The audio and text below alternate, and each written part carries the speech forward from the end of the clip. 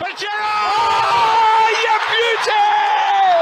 What a head, son! What a head! Cushion header. But oh, you beauty! What a head, son! What a head! Cushion header. But oh, you beauty! What a head, son! What a head! Yes, welcome back to Onto the Ball for the live watch along. Liverpool have gone on a mad one. Mate, I'm going to have to come back because my camera's not. Yeah, no worries, give me mate. 2 minutes. I'll be back in a minute. My camera needs sorting. Worries. 1 second, mate. Leeds 0, Liverpool 2. I was going to say for the first half an hour, I literally had nothing to talk about. And then all of a sudden, Trent goes on a mad one. Mo Salah goes on a mad one. And Jota, who's probably been the worst player on the park, pops up even with an assist. So if this is Liverpool back, I don't know if it is or not. But the second half is going to be kicking off soon. Liverpool, let's have it right. Liverpool have been absolutely dreadful in that first half. Awful for the first 30 minutes at least. Obviously, they've gone in 2-0 up. Trent's handball. Was it a handball? Let me know in the comments what you think if it was a handball. It looked it on the replay in the slow-mo when they slowed it down. Second half just kicking off. I'm on the Sky Mobile, so I might be a minute behind. But a great finish from Salah. And he needed it. Do you know what I mean? He took it first time, finished it with the left peg. A couple of weeks ago, he might have took a touch, see what the defender was doing. The chance would have been gone.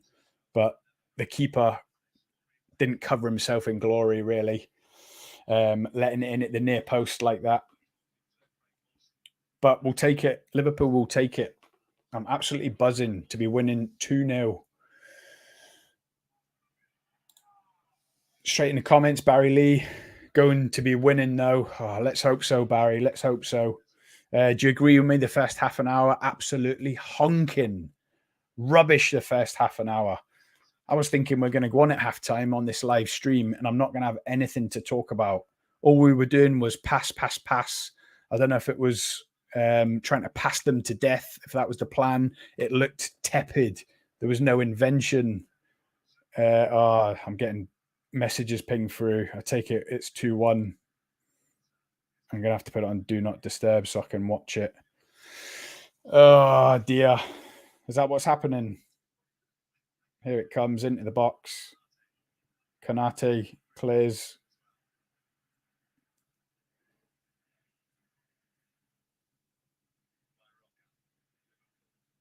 Back out by Fabinho. Barry, what's going on? What's happening? Am I behind here?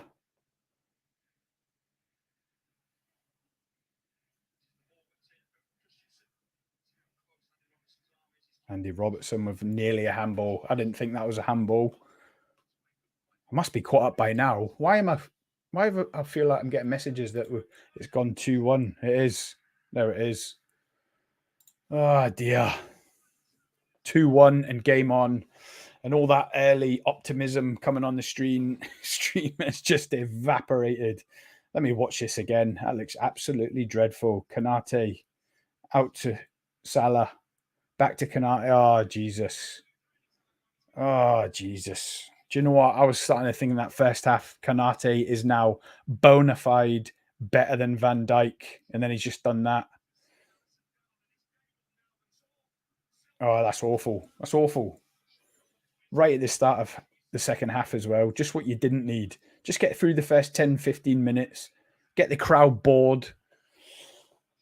Oh, dear. It's going to be a long half now. We're going to have to up it. Definitely going to have to up it if it's the Liverpool that played the first half an hour because they were absolutely dreadful. Absolutely dreadful. Game on. What can you do? I'm just thankful we scored a goal away from home against the bottom 10.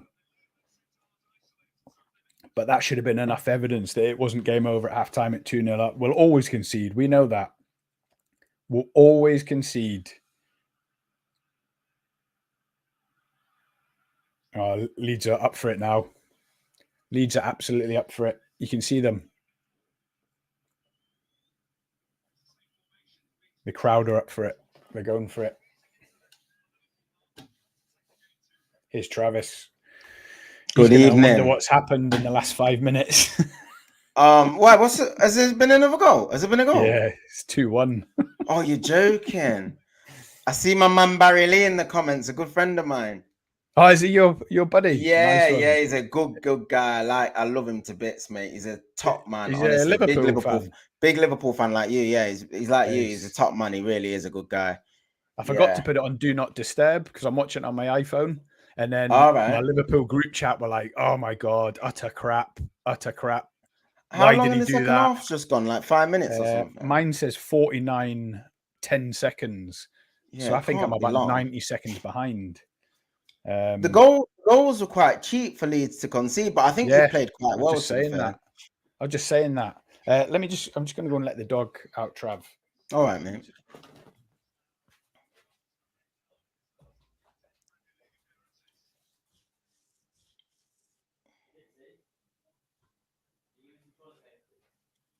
I'm just putting the game on now.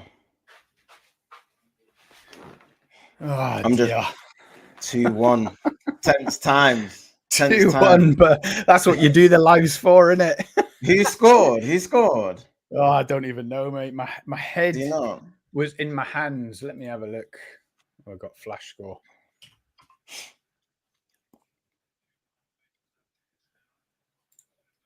Yeah. Can you hear my microphone? Yeah. What you speaking or the game? Sky, yeah. Can you hear the game? Only very low. I can't hear it a lot, to be fair. How do you think you've played them first half? First half an hour, absolutely dreadful. Yeah, you were poor. Dreadful. I was coming on here thinking, I don't know what I'm going to say to Trav. Oh, that's Sinistera. He's looked lively, to be fair. Yeah, I was thinking, like, I'm going to come onto the live stream and I'm going to say to Trav, I'm embarrassed.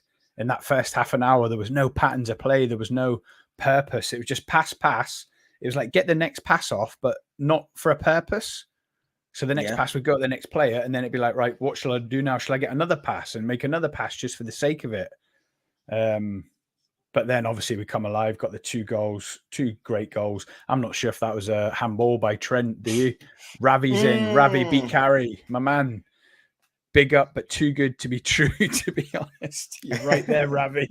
Absolutely. Come on, bouncing at halftime. 2-0. Welcome to onto the ball. Second half, watch along. And then all of a sudden, it's 2-1. Backs against the wall. The Leeds crowd are going I think you've just scored again. You just scored again. 3-1. Oh, you ahead of me? Slightly, yeah. 3-1. Oh, Liverpool. Yeah. Oh, yes, it's just come up. Diogo Jota. How far behind am I? I'm still on 40 seconds. What are you on?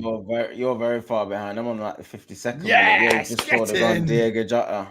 Come on, let's go. Doggy Jots. Listen, Doggy Jots was absolute dog food for the first half an hour. I was sat there thinking he's going to get pulled. If not at half time, he'll get pulled in the first half. He's going to embarrass him and pull him off. We're in Allison Header territory again, aren't we? 4 games to go. That's the territory we're in, aren't we? Our season starts now. Yes, God. Ravi beat Carey is the man. He brings us luck. As soon as he come on, we started winning again. I think that's we've got a 2-goal cushion. I think that's game, set, and match. Don't say that. You're trying to jinx it. No, I'm genuinely not. I think that's game, set, and match, to be fair. Like I said, I don't think Leeds have got enough to get a couple of goals now. I know that they didn't really look like scoring even in their better periods. I think Liverpool, as poor as they were, I still didn't think there was any major threat. I thought the goals in the first half would take the game straight away from them. But now I think you've restored your lead. I think you'll be comfortable from now. I think you'll make a couple of changes as well. Bring Thiago on in the next 10 minutes. He'll just control the game. So I think it looks good. Oh, there we go. There you go. Look at that. There you go. Look at I'm that. learning new things all the time. Doggy Jots. 3-1. The only problem is that I'll update before I'll be watching it, because I must be about a minute and a half behind. That's all right. But yeah, so what were you thinking in the first half? Can't believe I've got to go on and do a live watch along watching this absolute shadow of the Liverpool you've watched in the last 5 years.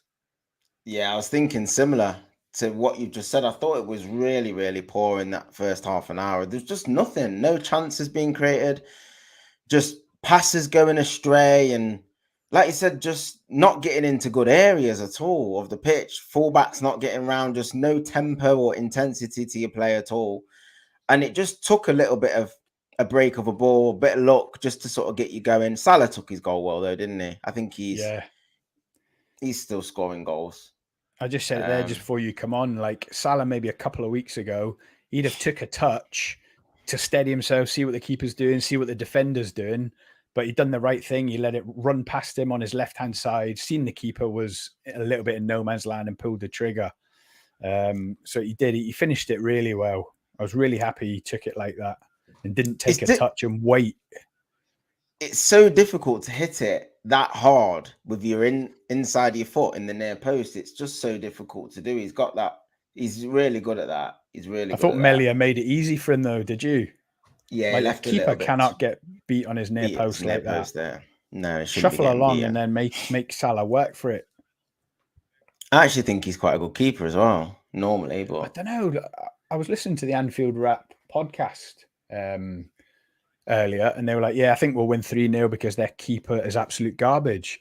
And I thought he'd done well against us at Anfield, and he was tipped to getting a big move to another team. Was it Man United? Yeah, he's been linked with Man United a few times. He's been linked with a few big clubs, to be fair. I think he's, like you said, his distribution is normally very good as well. But I think he's not had the best game today. He's not covered himself in any glory. But Steve Hatton's with us. Cheers, Steve. Thanks for joining. Is he one of your mates? Trav, Steve Hatton is one of my good friends. Yeah, he's a good friend of mine. Trav's boys are nice in. Guy. Barry nice and Steve. Guy. Thoughts on TAA playing the quarterback role? Yes, I gotta admit, it looks like a bit of an experiment, him popping up. I think this might be, we used to talk about the Makaleli role. This might now be called the John Stones role, do you think? Yeah, well, he plays it so good, doesn't he, John Stones? He's really reveling in that. Nearly 4-1. Yeah, him just popping up on that, like you say, the inside right of midfield. I don't know. Is that a thing of things to come? Maybe that he might be moving more towards a midfield. I can't imagine it. If Jurgen Klopp has not tried him in midfield now with this midfield crisis, he's never gonna. We've said that a few poddies ago. But at the same time, I said if Liverpool get back to doing what Liverpool have done the last 5 years, then Trent will go back to being a player like Zinchenko is now. Zinchenko don't play left back. He comes inside on that left-hand side of the midfield. John Stones is doing it for Man City now. Trent's been doing it as soon as we get possession. He's popping up on the inside. And listen, the more we see Trent on the inside, Steve, the more we're on the front foot and we've got control of the game. So I'm all for it. I think Van Dijk 18 months ago, with how dominant he was, I think that works. I think you can give Trent that license to do that because Van Dijk more or less could defend on his own. I think if you look at City doing it the same sort of with John Stones and that, you trust Ruben Diaz to be able to deal with it 1v1. Do you know what I mean? No one's going to get past him. Same with sort of Nathan Ake, Akanji. Individually 1v1, you don't fancy any of those players to get beat. I think with Liverpool's vulnerabilities at the moment, I wouldn't say Liverpool are defending well enough to sort of make that a permanent fixture. He may ease his way into that, but I think until you sort of get your confidence back at centre half, especially with Van Dijk, because Konate is still playing fairly well, I think. Leeds just hit the joint. What's that? Have you seen it? What minute are you on? Leeds have just hit the woodwork. Have they? Yeah, right. My iPad's playing up. I'm just putting it on again. I've got it on my iPad now. But yes, it's not just the defence giving him that cover. It's pressing from the front. We've lost so much intensity pressing from the front and the obvious pressing from the midfield, not backing up the front, that that's also meant that Trent's had to do more. What's happened to my camera? Trent's had to do more defending than ever. Yeah. And you've always been in a position, like you said, because your midfield's been so good. Your fullbacks have never really been tested defensively. They've always been allowed to attack very expansively and not think about wingers having to tuck in and double up against good opposition, because you've always dominated the games. And Fabinho's always been so excellent at sitting and screening and filling in for when the fullbacks go forward. Like I said, it just seems to have all sort of broken down to a degree all at once. And that's what I think's made it really difficult for Liverpool this season. But I think the top four is going to be a little bit of a stretch too far for Liverpool to make now. I don't think you can really think about that. I think it's just a case of Liverpool just taking every game at a time. And similar to what Carragher said before the game, I think it's about now like just laying down a marker for next season. I think you've got to show the fans that you want to be back next year and back with a bang. Do you know what I mean? Make some good signings, get the signings in early, get some optimism in with the fan base, and start planning already for next season that you're going to come back and mean business. I think that's what's going to be important. 3-1. Yeah. I can't get my camera to come back on. I don't know what you're doing. You just touched it and it went off. Yeah, I just touched it. No, it's offside. What, nearly 4? I don't know if that's going to be ruled in with VAR, though. What was the onside? All your goals are coming at once. I don't know. Is it tight? Yeah, it's off.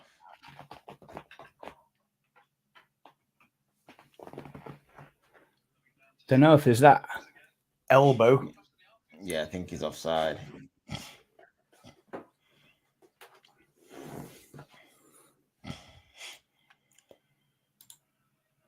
Yeah, he's off. Let me leave a second and come back. All right, mate.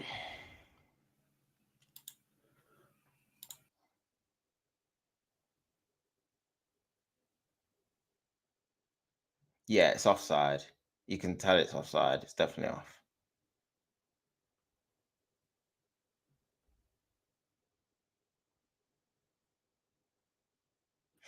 So it looks like Liverpool's goals are all coming at once away from him, Scotty boy. More of the same, please. More of the same. How crazy a stat is that, though, that we haven't scored an away goal against the bottom 10 in the Premier League this season? That's embarrassing. I actually goes to show. Remember that graphic they showed that against the top 6 versus the top 6, we're top of the league. Yeah. It might not be the case now. That graphic was a couple of weeks ago. Maybe Man City are top of that now. No, I still think you'll be top, to be fair. But a large part of that was we beat Newcastle home and away, beat Man United, beat Man City. But since then, yeah, we drew against Arsenal. See, Liverpool are just popping it around now. I'm loving it. Mate, get Thiago on, mate, and just seal the deal. Thiago, Nunes and Diaz. Thiago will just control the game, won't he? Just pull the strings. He'll just pull the strings, mate. Curtis Jones is getting a few starts in a row now. He's a bit like our Jadon Sancho. Do you like Curtis Jones? Do you think he's got a future at Liverpool? I don't know. I can't judge him because he's always injured. He's a bit like Thiago. He might be on the bench or starting for 5-10 games and then disappear for 3 months injured. So it is hard to judge him. But he's done all right. He's got the ability, but I think, like you said, because I think he's still young. I think he's still young. So I think he's still got to identify sort of where his best position is, I believe. So I still think he's only 22. Plenty of time. He's still young, isn't he? Oh, it's 4-1. 4. Yeah, it's 4. I've got to turn this flash scores off. Oh, mate. They're all coming at once. They're all coming at once. You knew this was going to happen. Behind. You knew this was going to happen. 4-1. You hadn't scored. 4-1. Salah Steve's again. Watching it live on Sky. He's the man. He's the man. 4-1. Salah again. Salah just lurking around. What's Hat-trick's he going on. to do? Is he going to go near post, far post? He's going to peel off. There we go. Lovely. Get in. Liverpool are back with a Travis, bang, mate. Get that league table up. I'm sure we've gone from 8th to 8th. Yeah, I think I think you'll be a couple of points off Brighton now, won't you? Played level games, I reckon. I think Brighton have got a game in hand still. Ooh. But yeah. Well, the good thing for Liverpool is Spurs have got Newcastle next, so one of them is going to drop. You've got Nottingham Forest, which you'd expect the 3 points at home to Nottingham Forest, and then all of a sudden you find yourself 6 points off with still Spurs to play. See, this is the beautiful thing as well. I'm not sure if you remember, or you might have mentally blocked it out, but after this game, 4 of our next 5 are at home. I don't know how the fixture gods have done that. Back on? I don't know. I'm just thinking, you know, meme of that guy looking out from behind a tree, licking his lips, rubbing his hands, looking at the top 4. One of them. Licking your lips. That's it. No, that's it, mate. I mean, like you said, all Liverpool can do now is lay down a marker for next season. I think the performances are important because nobody's expecting you to get top 4. I think from that perspective, the pressure's off. But I think, like you said, it's important after such a poor season that you do give your fans some optimism now. Klopp will be like sort of weeding out. He'll be weeding out who's not going to be here next season without a shadow of a doubt. He'll already know who he thinks is going to fall by the wayside and what sort of positions. I just saw the Rio rubbing the hands.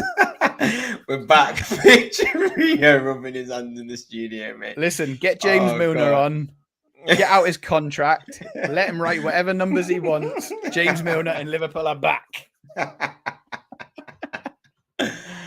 Oh, that's brilliant. Oh, the flicks and tricks are coming out now. Wait, Leeds are on it. The Olays and the Olays. Good defending. Jurgen's at the wheel. I'm so glad Jurgen is a red. Oh, mate. But yeah, we've needed this. But I know we're joking, but 4 home games out of 5, right? Let's be honest, we're going to win them home games. One of them Spurs as well. Yeah, come on. You got to win your home games. If you're not going to win your home games, you might as well give up. One of them's against Spurs, so that means that Spurs will be hopefully dropping. The one away is away to West Ham, who are in big trouble, but they give a good account of themselves yesterday. And all we could do, let's just take it one game at a time. You win them 4 home games, that's 12 points. Get a result at the London Stadium or whatever it's called, 15 out of 15. It could start looking interesting towards the end of the season, but it's whether the thing is, it's whether all the teams above you are going to drop enough points. Yeah, that's the thing. I can't see it. Oh, good header off the line by Fabinho. Oh, good defending from Trent as well. I think, yeah, like you said, it's whether Newcastle, United, Spurs counter-attack Liverpool. Curtis Jones. No, he's lost out. Well, yeah, Liverpool look dangerous on the break, to be fair. They've got a lot of pace up top. Have you seen Leeds' goal yet, Trav? No, not yet. I missed it. Straight after half-time, I missed that goal. Awful from Kanate. Was it? Yeah, I was getting ready to come on this live stream and say that Kanate is officially better than Van Dijk now. And then he did that. Then he done that. I'm glad I didn't say it, man. I think, yeah, I still think Van Dijk is still your best centre-half, but he's just been poor, like, in large chunks of the season. Poor by his own standards, let's put it that way. You just expect such high standards from him. And when he drops off, you notice it. I've just seen Fabinho clear off the line there. I must be literally 2 minutes your behind. miles are. Just what are you? I'm on 67.40. 68.45 I'm on. So I'm 65 seconds behind. Yeah, you need to refresh yours, mate. Can you refresh it? Yeah. I don't know. I think you can 68.20 now. Yeah, he's still like 40 seconds behind. It's more exciting watching Stevie write the score, to be honest, and then glance the flash score.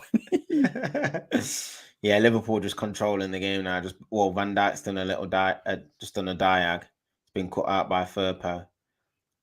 But yeah, there's no way back for Leeds. I mean, this leaves Leeds bang in trouble now. I think they were only 3 points ahead of maybe Everton, Forest, third from bottom. I think Forest and Everton with, and yeah, the fixtures have just come up now. They've still got to go to City. They've got Newcastle at home, Tottenham at home. The fixtures don't look favourable. They've got a few.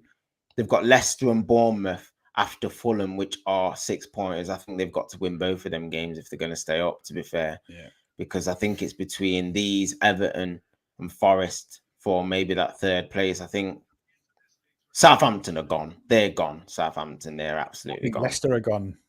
I think Leicester are gone. I think they're gone. So I think there's only one place left. And have you seen Everton's running?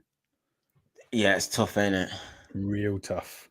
But we were only saying a couple of weeks ago how it's a mad season in the Premier League. Like there's no poor teams, there's no gimmies, like there's no Norwich floundering at the bottom. But they are cutting away a bit now. Like there's teams like Forest are winless in 10, Leicester can't get a win for love nor money. Everton are absolutely honking. Southampton look doomed. All of a sudden there is 6 or 7 games that look like a gimme. I mean, this looks like a gimme now. I don't know what I was worried about. I feel a bit embarrassed now. I was in my Liverpool group chat. I said it would be Desmond Tutu. Is that what you said? Yeah.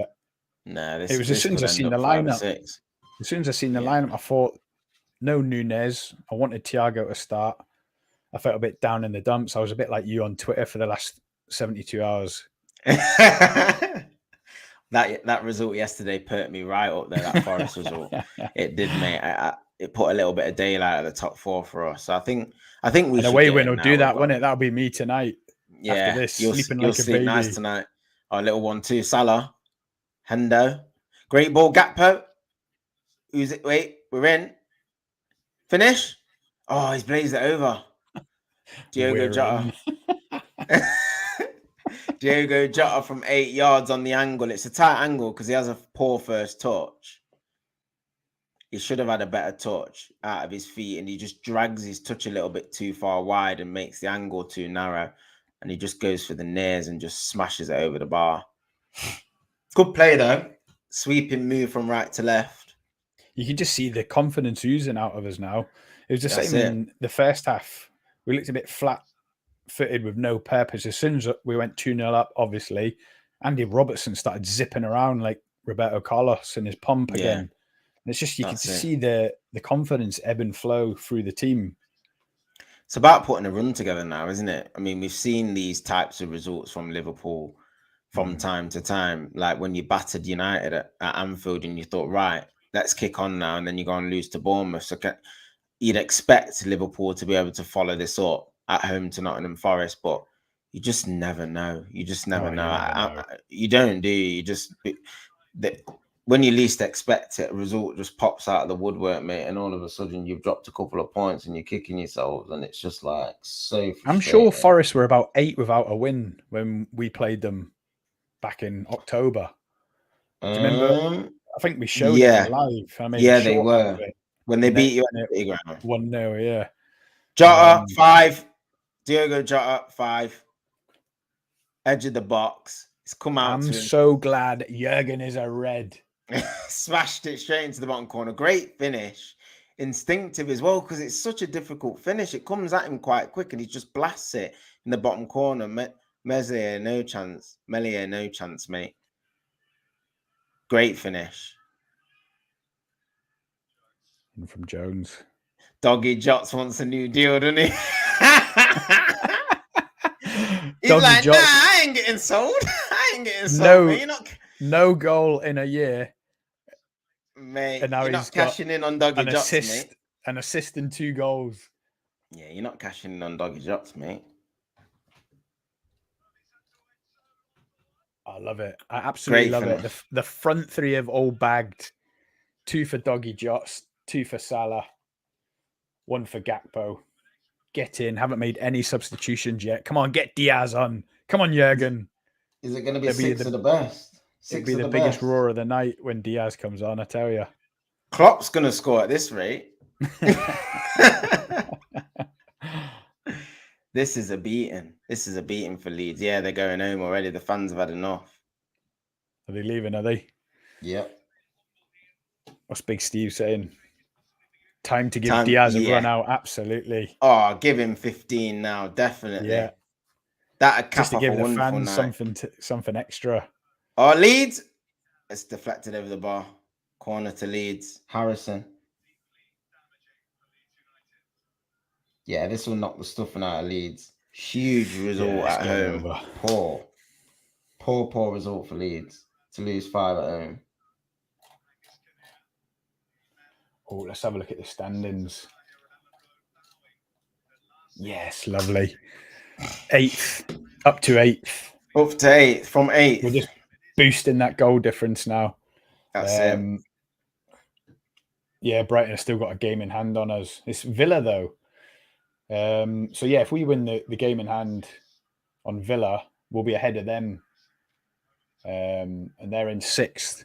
And this is the thing, like the fixture list has been a bit weird. I don't know if I was going to say cruel. It isn't cruel, but Man City have like been a game behind Arsenal all the way. So it's almost been like when they were ahead by 8 or 7 points or 4 now, it's almost like a false position. But then also the fixtures putting it the way it was, with Arsenal still to go away to Man City and still to go away to Newcastle.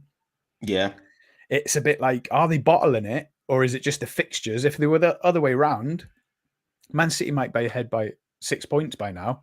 It's because of the FA with Cup Arsenal as well. Having the game in hand. Yeah. The FA Cup is because City have had such a long run. Like, again, next weekend they'll miss a game. So Arsenal will play Southampton on Friday, and then Man City won't play again. Sinistera's just pulled it. No, Notto, the winger's just pulled his calf, I think. Was it Sinistera? Yeah, Sinistera, yeah. He's pulled his calf, having a shot. It's been with the World Cup as well, hasn't it? The World Cup, the Queen dying, postponed games, and it's thrown up this, like, Liverpool, like I say, we've got 4 out of the next 5 at home. You never see that, do you? And I remember United had about 4 out of 5 at home as well. 4 out of 5 at home. I remember slating you and Man United back in November or December whenever saying that we rigged the fixtures. Yeah, Alex Ferguson up to his old tricks again. So who you got at home? Forest, Spurs. Who else have you got? Let me have a look.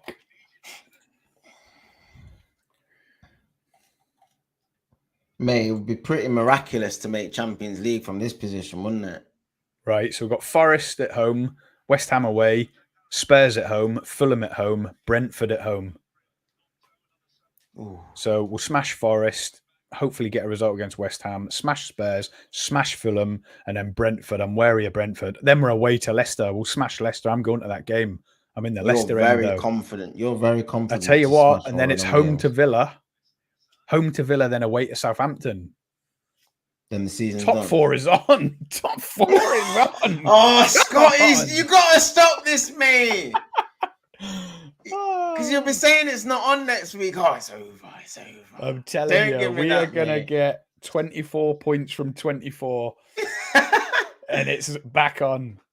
To be fair, we did say last night our season starts today, didn't we?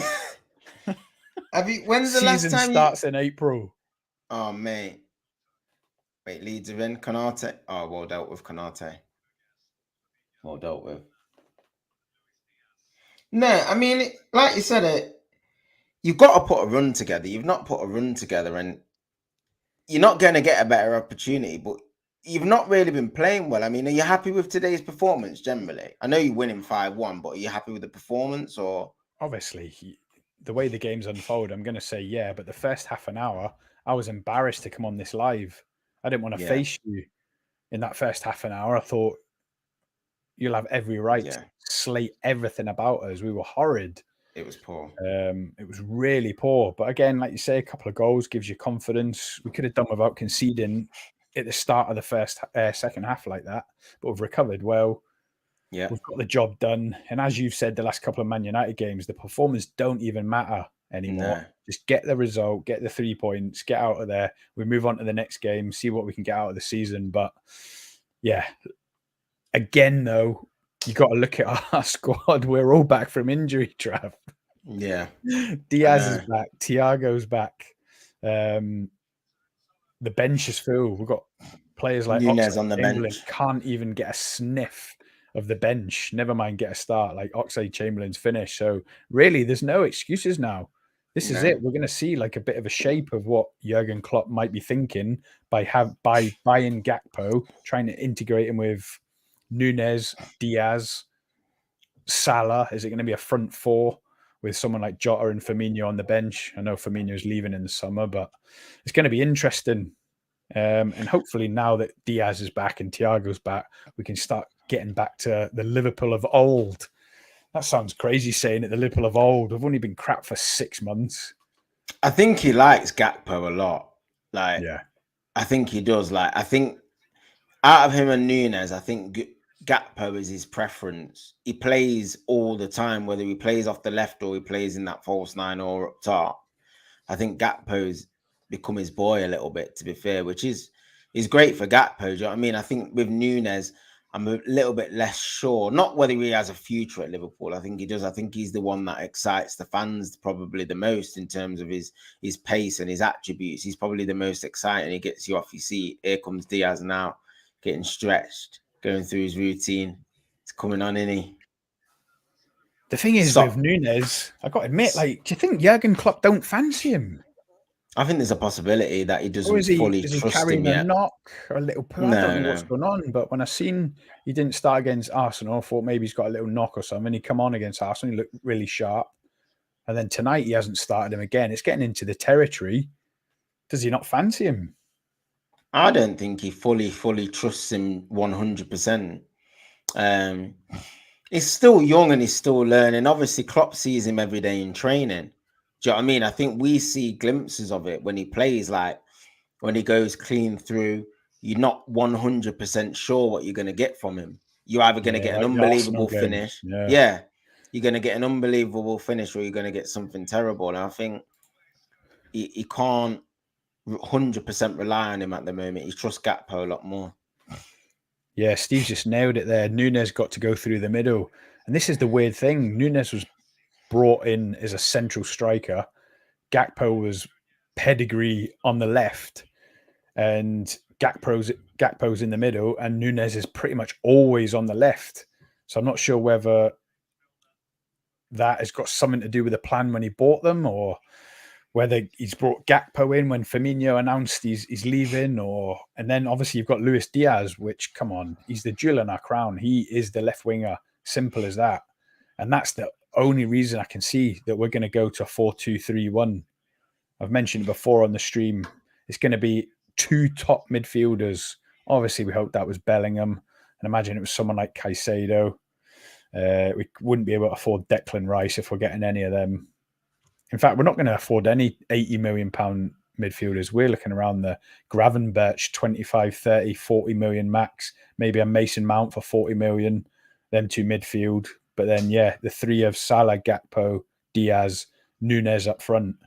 But I don't know why I'm saying that. Because like I say, when does Nunez ever play in the middle? He's always off the left like this.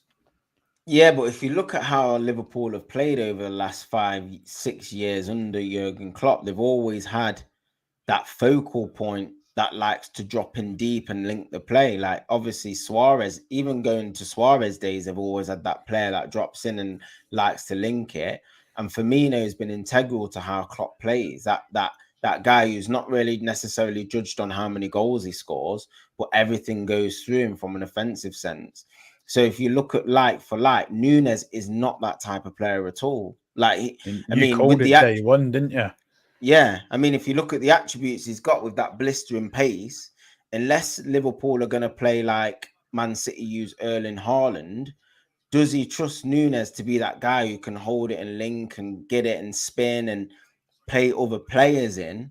I don't think he's that type of player, and I think that's why you see him on the left a lot, because I think Klopp prefers him when he's facing the goal.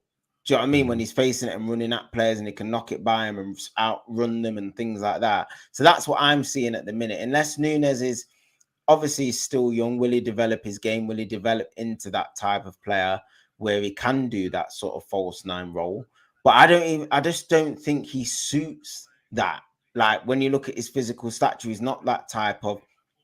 I'm not saying he's not intelligent and he lacks intelligence, but he's just not got that sort of football brain that Gakpo's got. I think Gakpo's got a lot more awareness in how he plays, and is a lot more selfless rather than a selfish player. So I think that's why. But there's still a massive future for Nunes. I mean, if you think of how Thierry Henry started, he started on the left and drifted into the middle. But Henry had it all. He was like a complete striker. Do you know what I mean? He could pin a guy up front, but then he could drop in, he could float out to the left, and he was irresistible in all three of those positions. So, you know, in a couple of years, you might see a different Nunes that's got that sort of ability where he has got that use of the ball and stuff. So it's gonna be interesting to see how he develops. But I'm looking forward to seeing how Klopp plays him next season. Yeah, definitely. I was just going to say, Steve just said, I think we'll see Salah gone soon. Steve, I'm not sure if you're new to the channel, but I posted a video a couple of days ago. Go and give it a watch. And I said, Mo Salah for sale. I said Mo Salah for sale is a bit of clickbait, hoping people would click on it, to be honest. But I've been saying to Trav for a couple of weeks now, probably a couple of months, I can see Luis Diaz maybe getting sold a high resale value, 80, 90 million. Not because we're a selling club. Well, no, because we are a selling club. We need to replenish the midfield. And the only way we're going to do that is to sell a few players. And I think that's why we've bought Gakpo. He's seen a 35 or 37 million player come in, then sell someone like Luis Diaz for 90 million. But it might not be Luis Diaz. It could be Diogo Jota, although I hope not after tonight's performance. It could be Diogo Jota, Luis Diaz, or Mo Salah. If we don't get Champions League, Mo Salah is a selfish player. He might want Champions League. And he'd still have a resale value because he's got 2 years left on his contract. If PSG come in and wanted a marquee signing, a name that would sell a lot of shirts and increase their profile out in the African countries, etc., they could make a silly offer for someone like Mo Salah. And at 31 years old in June, turns 31 in June, I think would be crazy not to take it. It would all be on the offer, though. If they're talking 25, 30, there's no point. Keep him for the next 2 years. But if they offered silly money, 50, 60, maybe even 70 million, and Salah loves money, let's be honest, if they were offering him a crazy contract, especially with Lionel Messi heavily rumoured to be going back to Barca because his contract's up in the summer. It's just one of them. It's watch this space. But this is all born from FSG being absolutely skint. And we're going to have to be cute in the transfer market and think of ways to generate funds. But we are not the club. We cannot afford to go into next season with 5 top-class forwards in 3 positions. We just can't afford that. You know, we'd normally have a brilliant front 3 and then have a Minamino or an Origi coming off the bench or filling in every now and then. So for that reason, I think 1, maybe even 2. You could even see 2 leave. Well, we know Firmino's definitely leaving, don't we? No, I mean like Diaz. You could maybe see Jota and Salah going, and that leaves Diaz, Gakpo, and Nunes. But I definitely think 1's leaving. That's what I'm saying. I made the video. Obviously, out of Salah and Diaz, or Jota. Or Jota. Yeah, one of them 3 is definitely going to go. I think Jota will go. Jota would be it would be the simple one to choose because he's never really found his position fully in the team. He comes in and out mainly due to injury. You don't know if he's better off the left, in the centre. He would still have a big resale value because he's only 26 himself. Yeah. If someone like Newcastle comes along for him, he's been touted to Newcastle and want to pay the money. Yeah, he would be the one. He's easily 5th choice striker. Let's be honest. He might even be 6th choice. Him and Isak would be a good combination at Newcastle, wouldn't it? Yeah. That would be very dangerous, to be fair. But like you said, yeah, he's not Jota and Salah, yeah. he's not gonna be cheap. He's not gonna be cheap. He's a fantastic squad player and he scores goals. You know what I mean? You can rely on him to score goals. Oh, what a pass. Nunes 6. Great finish. Great ball from Thiago. That's what Thiago, or was it Trent? It might have been Trent. I'm not sure. I don't But it think was Thiago's on, is he? yeah, he's on. But that was You're an on, yeah. unbelievable pass whoever played that. I think it was Trent. And that's Trent in field as well. He's absolutely killing it in this midfield role. Yeah, it's Trent. The vision is a joke. Oh my days, the little Dinkin Donut ball. You wait till you see the little Dinky Donut, mate. The Dinkin Donut. It's still back with Kanate. I don't know what's Icing going on it on. and all sorts. Oh, he Great comes. take, Oh, great that's take, nice. great take. Oh, that's nice, Nunes. That's nice. 6 of the That's best. really nice. 6. Oh, And all 4 forwards are scored. Absolutely love it. All the articles are going to come out tomorrow about Trent playing CM, mate. I'm telling you now, he's absolutely bossed it in there. Yeah, wait, checking possible offside. I can see that's onside from here. Nah, it's onside.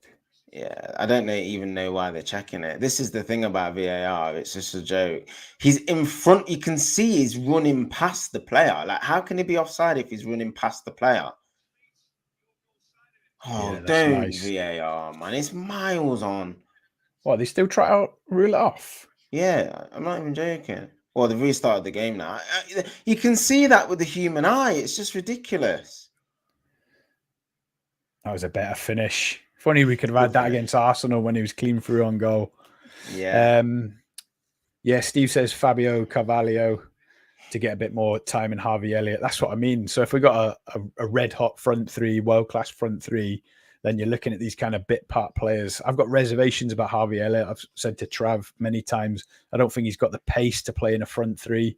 Fabio Carvalho, I'm a big fan of him, but I don't know why he's not getting a sniff. I don't think Klopp fancies him. There's rumours he'll leave on loan in the summer, but yeah, I'd give him a chance. He's decent. He's never done us wrong when he plays. He's always give a good account of himself. But yeah, 6 of the best, 4 minutes added on. What a night to be a Red. What a night. That's all I'm gonna say. What a night. 6-1. I didn't see this coming at all. Like I said, all the goals have come at once. You've not scored against anyone in the bottom 10, and then you get 6 tonight. That's just football for you, ain't it? But you've taken the goal as well. The finishes have been great.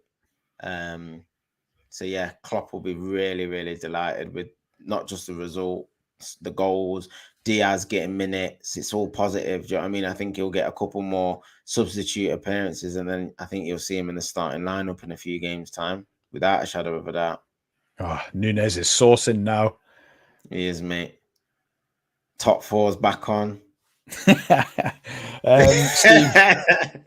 Steve, I also put a video up about Sadio Mane returning to Liverpool. Let us know what you think to that. Obviously, he's got a 350 grand contract at Bayern Munich, so they're not selling him. No one is going to offer him that kind of contract, so he's going to sit tight on these last 2 years of his deal. But obviously, they want shot of him, so the only solution I can see is a loan. So I've touted a loan move back to us. And it's all complex. It's all gone off my Salah video that I think Luis Diaz, Jota, Salah, one of them might leave, maybe even 2, because we can't afford it. We need money to strengthen the midfield. We've mentioned Fabio Carvalho. We've mentioned Harvey Elliott. There'd be a downgrade. But imagine Sadio Mane on loan, paying half of his wages, 175k a week, 12-month loan. What would you think of that? I think it'd be a great deal. And let's be honest, he'd love to come back. Not many players leave Liverpool and are happier. And this is just another example, like Gini Wijnaldum, like Emre Can. Any more can you think of? I'd go fetch him myself. Nice. Oh, mate. It'd be an absolute no-brainer. He's just turned 31 as well last week. For his birthday, he slapped Leroy Sané. Oh, no. 6-1. This is beautiful. Mate, you're battering. Wait, it could be 7 here. Give us 7, just like Man United. Great block. Great block. Great block. 20 seconds left now. Look, I just mentioned about us being back to full strength, Trav. I can't even think who's Yeah. out. Probably Arthur Mello, but no one even Yeah, knows he's who the he only is. one out, ain't he? But he hasn't played. The badge is out by Setic, but look at Is that. Chamiskas out? No, I don't think Chimikas. so. Is he fit? Chimikas. That's it, full time. Is that it, full time? But look at Leeds the 1, players we brought Liverpool on, Trav. 6. Luis Diaz, Darwin Núñez, Roberto Firmino, and Thiago. I mean, them four coming off of the bench. That shows we're back to full strength, and there's no excuses now. Honestly, Who you needs can rip signings? me to you can rip me to shreds, and you can say that Jurgen Klopp has gone stale and he needs a fresh challenge, because there'll be no excuses now. There really won't be any excuses. What, for Luis Diaz is performance the levels cherry from for, now? for everything, for the rest of the season now. We cannot see tepid displays like Bournemouth away, losing 1-0. Forest away, even losing 1-0. We just can't see any of them. And obviously tonight is a start of that. That's it. 4 different goal scorers. Darwin Núñez is on the score sheet. Diogo Jota 2. Salah 2. And the man Cody Gakpo. So Klopp with a little embrace with Curtis Jones there. I think he's happy with his performance. Do you think he's back in the good books? I think so. I think everybody's place has been vulnerable at Liverpool. Like I said, apart from Alisson, I don't think anyone was guaranteed a starting place. You were playing that poorly.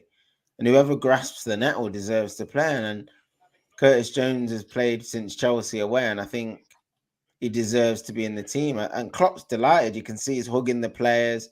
He hasn't been doing that quite recently. Obviously, I think he's trying to reignite that bond and stuff like that. So, I mean, I think it's great. I think it's great for Liverpool that you've got an emphatic win live on Sky, made up a little bit of ground on the likes of Newcastle and Spurs. And they're Live on playing onto the ball.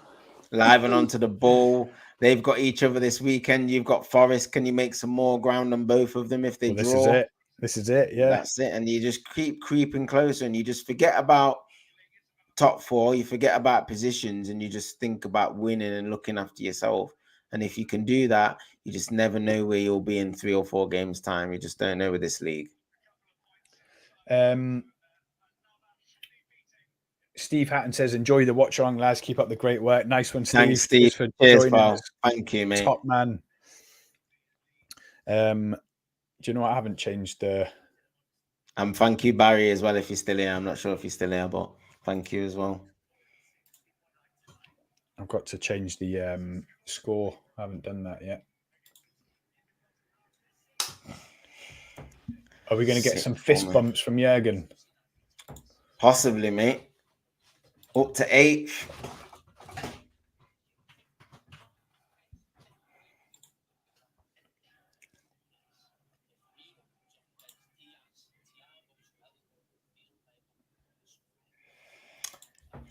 Six 1. 6. We've got some people tuning in now for watching. How you doing, guys? Let us know what you think. Let's get up this league table.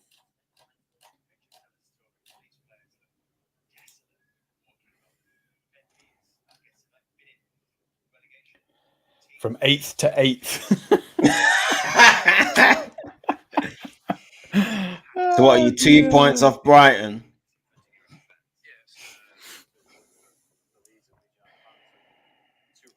Let's move that out there. 2 off Brighton, but they've got a game in hand. See if I can change the profile picture as well. So you're 9 off Newcastle level games.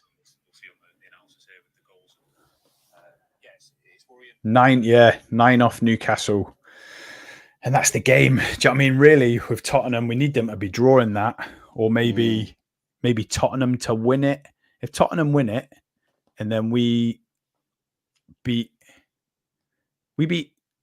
Forest, we're 6 off Newcastle if Tottenham beat them.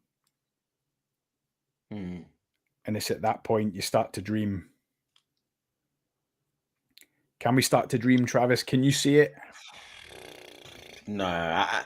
Look, there's 8 games left, so there's 24 points. Yeah, you're 9 points off. So that means that leaves 15 points that Newcastle have to basically get to guarantee that you can't get top 4 over them. So if you were to ask me now, will Newcastle win 5 out of 8 or at least 4 out of 8, and that's with you winning every game, I would say Newcastle would probably win that amount of games. I mean, if you look at Newcastle's remaining fixtures, I know they've got Arsenal to play.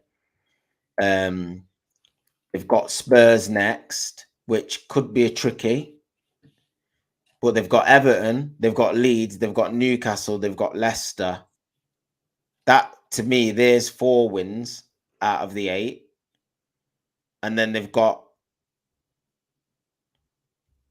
Chelsea, who aren't going great guns at all last day of the season. I would fancy Newcastle to win at least 4 out of that. They've got Southampton bottom of the league. They've got Everton before Southampton. Then they've got Arsenal, Leeds and they've got Leicester. So out of those 8, I'd expect them to win at least 4 of them games. That's the difficulty for me for Liverpool. It's not that Liverpool can't go on a long run of unbeaten run. I've seen Liverpool do that before. I just think with the fixtures that Newcastle and Man United have got left, I actually fancy them to get it. I mean, if I just pull up Tottenham's fixtures as well.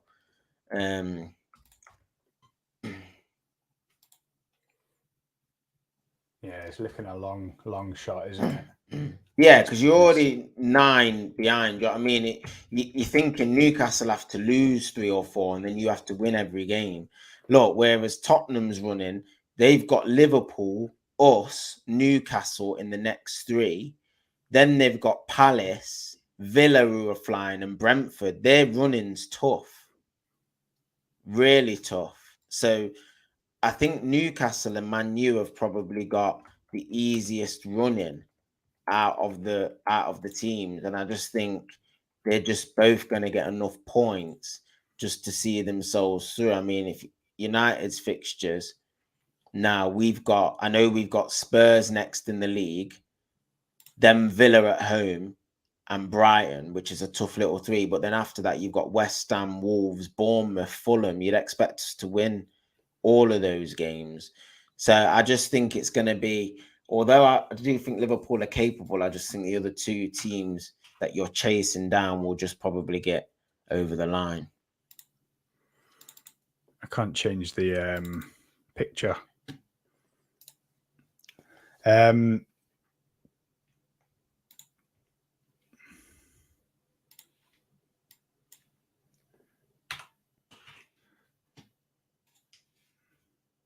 See if I can. But the main thing is like Nunes coming off the bench, but Diaz being back. Like what a game for Diaz to come back in a 6-1 win. Big boost. But we've held him back for like so long. Like what are we waiting for? In terms of fitness, I know obviously he had the hold up. Yeah. We don't know how bad the injury was either. I mean, there must have been a reason why he's held him back, but it's good that he's got 10 minutes under his belt today. That'll give him the world of good. It'll give the fans a boost as well. And you just never know. Like I said, you shouldn't give up. You shouldn't give up on the top 4.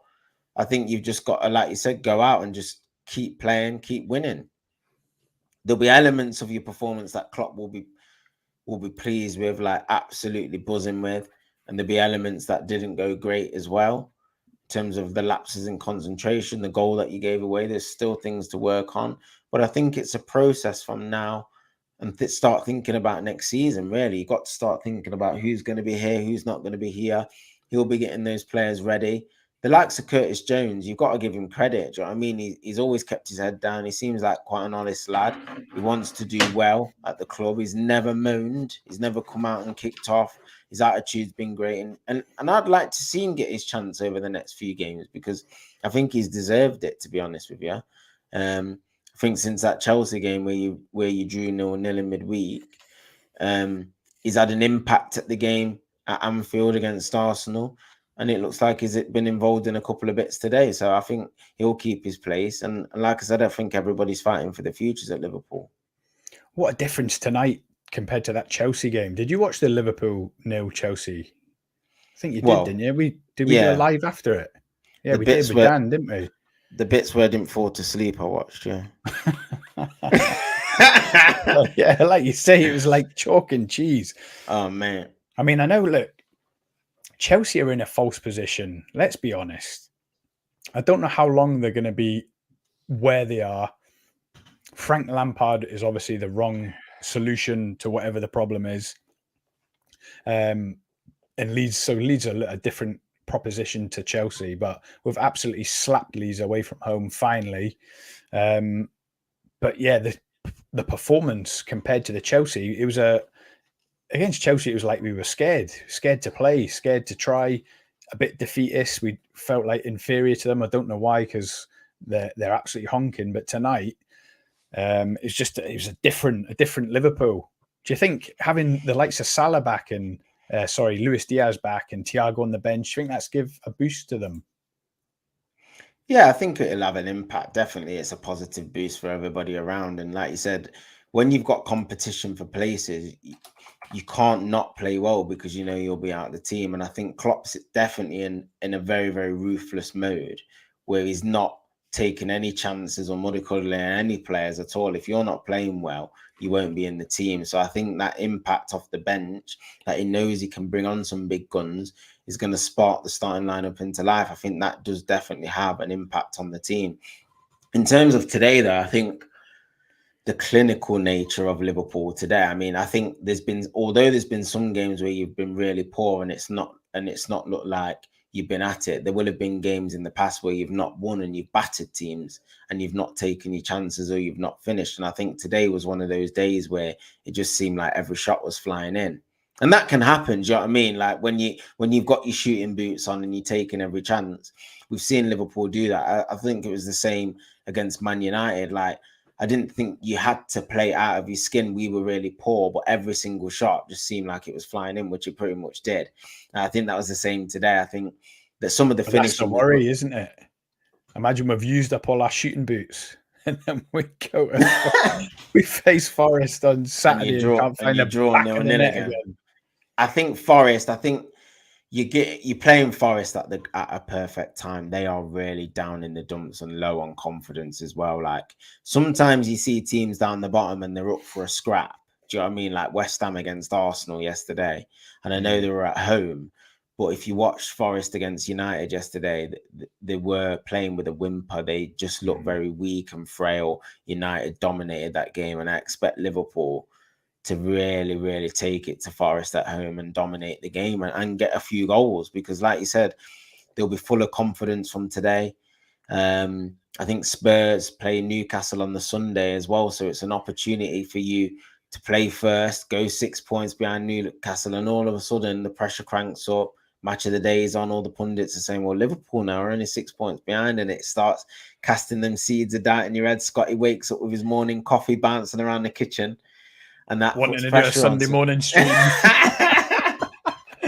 So yeah, like I said, you got to lay down the marker again. You've laid one down tonight, 6 goals.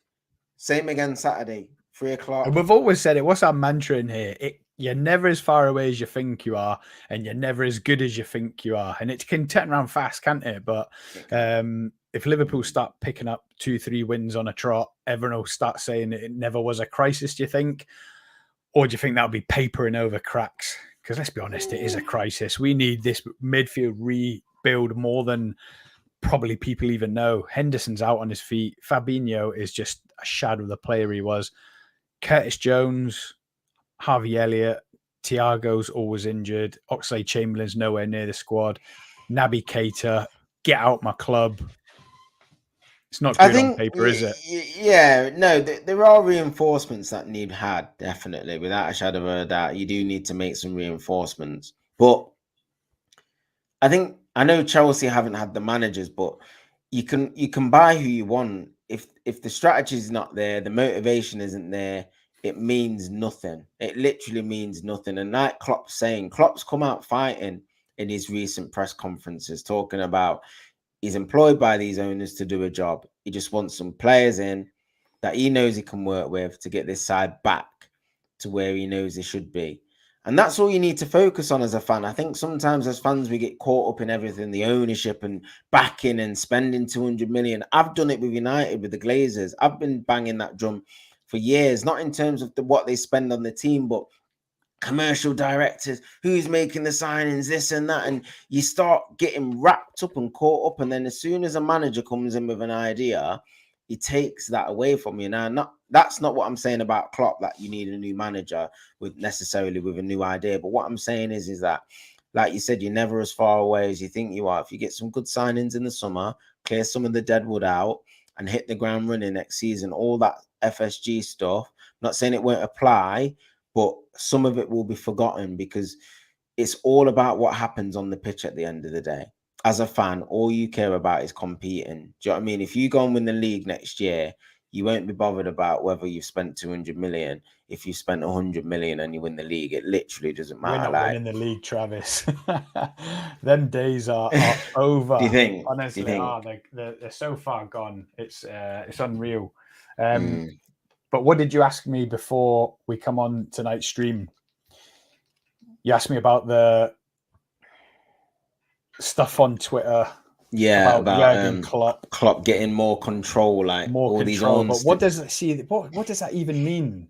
What's David Ornstein on about? I've seen obviously a few tweets saying that would be a bad thing. Obviously, look, the fan base is split on Jurgen Klopp, unbelievably, after what he's given us in the last 5-6 years. So I don't even know what they're thinking. But the guys, what are they split on? What are they split on? Obviously, there's a Twitter account that says that Jurgen Klopp wanted Mario Götze and Julian Brandt, and Michael Edwards give him Salah and Mane. Right.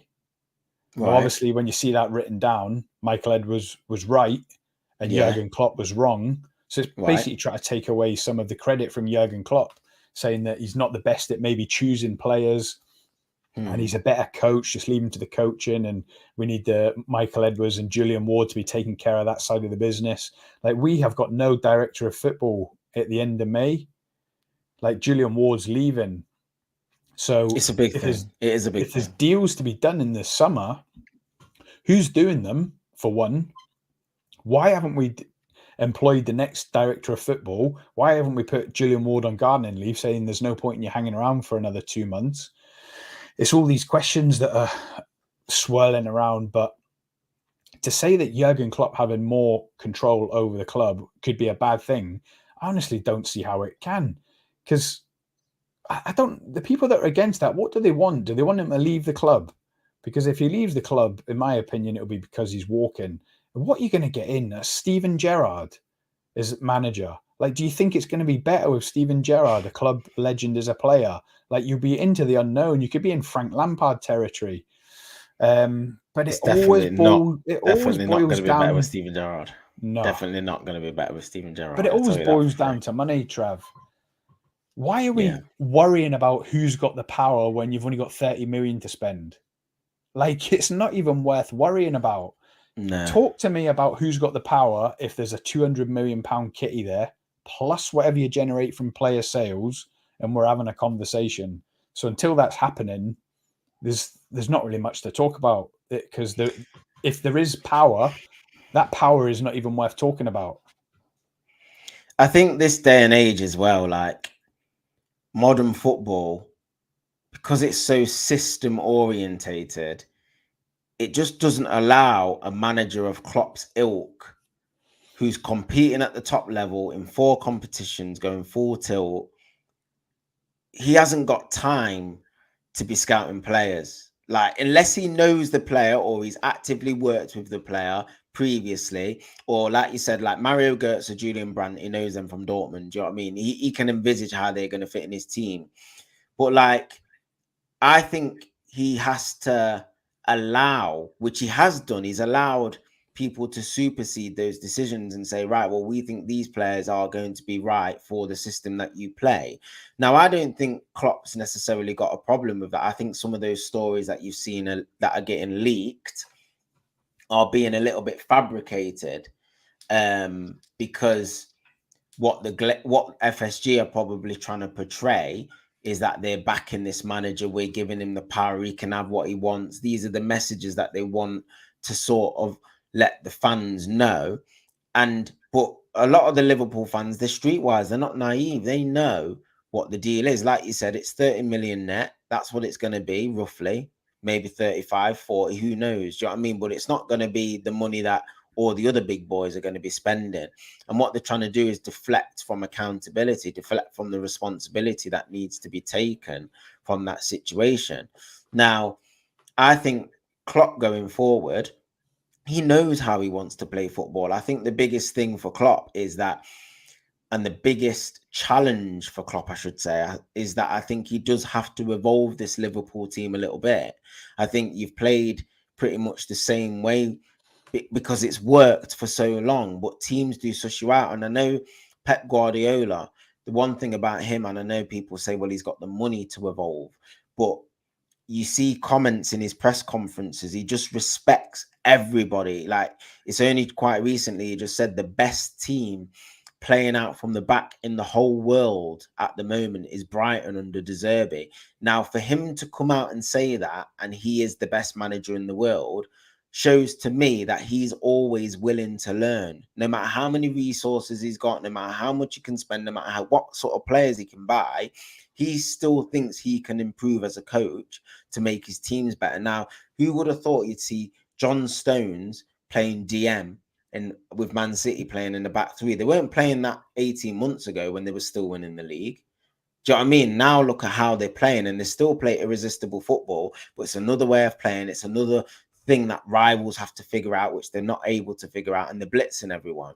Now, I think that's where Klopp needs to take Liverpool next season. No matter who you buy, no matter what you spend, I'd like to see some tweaks, whether that's Trent playing tucked in midfield, whether that's Nunes playing as a false nine or something. I don't know what it is. I'm not a coach. I'm just sat here telling you what I think. Do you know what I mean? Klopp's the man with the plan. So I'm interested to see how he can involve the team. But he definitely 100%, no matter what I've said in the past, I do think he deserves the chance to be given an opportunity to revive this Liverpool squad and go again, providing that he wants to, with the full motivation. The thing is, as well, when you talk about wrestling the power, who's he gaining it from? Because, like I say, the director of football, Julian Moore's leaving. So if Jurgen Klopp's getting more power, does that mean we're not getting a director of football? Or does that just mean that there's an agreement that he will have the final say on everything from now on? Which, again, wouldn't be a bad thing in my opinion, because managers live and die by the sword.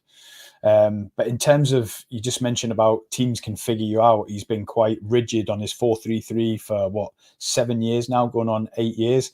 But at the same time, the two best teams in the league at the minute play a 4-3-3. Arsenal are literally like a Liverpool blueprint with that DM, the two energetic CMs, and then the front three that are just lightning and grab the goals, with Jesus being the kind of the false nine, happy not to bag every game, but to knit it all together. And then Man City, no one needs to describe what they're like. But like I just said, managers, they all live and die by their signings. So if Jurgen Klopp is backed, and backed with some hard cash, as well as being given more power, then if he fails, then he falls by the sword, like any manager. Like, what? How can people see that is a negative? Because for guarantee, if we do not have success on the pitch, it will fall at his door. No one will be knocking on a director of football's door or saying that the director of football needs sacked, will they? No. But the difference is if you remove that director of football, then you know it's definitely on him. Whereas because he's so I'm happy loved, with that. Are you? Yeah.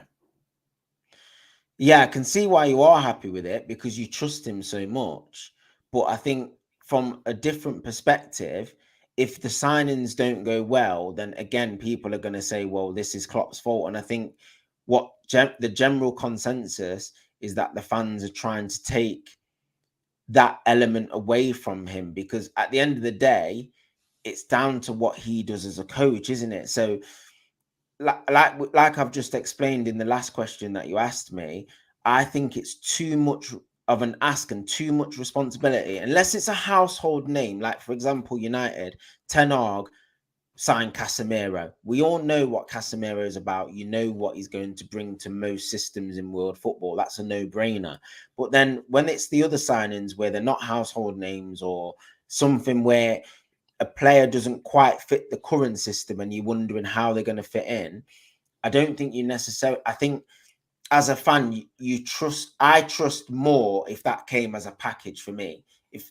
Because for example, Ten Hag with his signings even this year, a lot of people were just saying, "Oh well, they've all come from Ajax." Do you know what I mean? They've all come from the Dutch league. They're going to be dead. Malacia, Martinez, Anthony. He's familiar with them. Is that all he knows?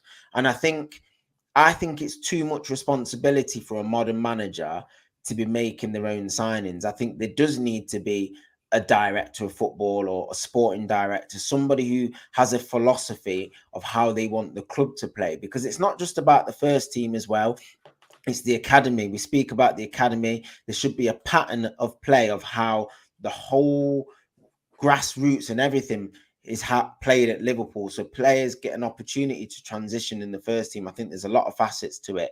So I think you've been linked with Paul Mitchell, who's a very, very renowned director of football, who's been at Monaco and big clubs, and he's made some huge signings and identified some very, very good young players. And I think he's leaving Monaco this summer. So he's been linked with United. He's also been linked with Liverpool heavily as well, and Chelsea. So I think if somebody can get him, you'll start seeing some really, really top business from a lot of academy and good kids coming through at these clubs. So I personally think it is important, but I can see your perspective as well, that if it does fall on Klopp, just put it all with Klopp. He does the coaching, he does everything, he makes the signings, then you know where the book stops, and it gives the fans that clarity. But it's not, when you say he makes the signings, like he's not going to be flying all over Europe negotiating these deals. Obviously, he wouldn't be doing that. He would just have the final say. And it'll be meetings and watching videos and reports from the scouting network. He should have the final say. Go for them. That's where the budget is. Let's split it up. Let's say there's 100 million, which it probably won't be under Liverpool. 100 million. Let's go for these 3 players at 30 million each, and then live or die by them signings. But who knows? We're going to be poddying all over the summer to cover that. All I know is that Leeds got absolutely slapped around and tucked in tonight. 6-1 at Ellen Road, marching on together. Liverpool, are they back? It remains to be seen. We've got 4 home games now out of the next 5. It's going to be interesting to see how we get on at them. Next up is Nottingham Forest, 3 o'clock Saturday. We're going to be there. Travis might be doing a poddy with me after it, a live match reaction maybe. And then we're definitely going to be doing a live match reaction, maybe even a watch along for the Brighton Man United FA Cup semi-final. Sound good to you? Sounds good to me, yeah. That sounds Half-time good. ting again, we'll jump on. I'll be nervous, but yeah, I'll love it. Hopefully we're in the lead by half-time. Let's hope we're in the lead by half-time as well. But listen, I'm going to end that with saying that I'm so glad Jurgen is a Red. I'm so glad he delivered what he said. He said to Liverpool me, back we'll again. win the Premier League, He said so.